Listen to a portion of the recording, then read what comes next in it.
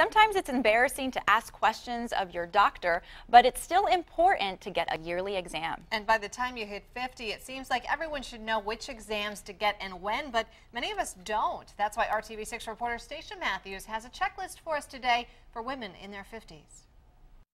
After half a century of living, you'd think you'd be used to your body, comfortable in your own skin. But ask any woman who's starting to climb through her 50s, and she'll tell you her body is really starting to change. It's kind of like a car that you've had for a long period of time. You really still like the car, but it takes a little bit longer to get started in the morning, and you have to do a little more maintenance with it. So consider Dr. Linda Smers the chief mechanic. She's the chief medical officer with IU Health North.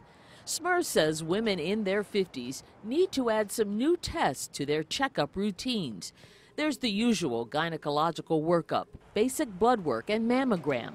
But now tack on a thyroid test, bone density check, a stress test after menopause, and a colonoscopy. And that's what most women kind of dread. And see a dermatologist to look for any moles that may be changing, any areas where skin cancer may have developed. Smers knows during this season of life, women shoulder growing demands with grandkids and aging parents. So most women don't get the checkups regularly. You don't have time not to take care of yourself.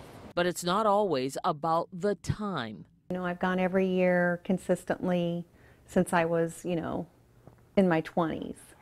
And everything's always checked out okay.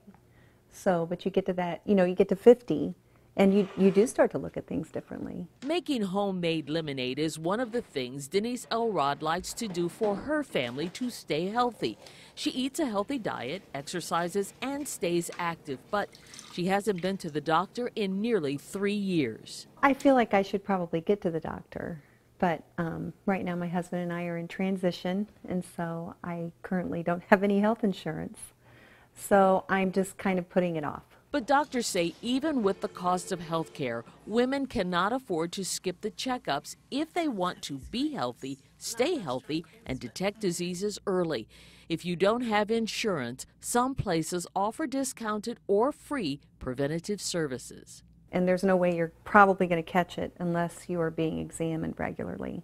Even I learned a few things putting together these stories about health checks for women in their 20s, 30s, 40s, and 50s.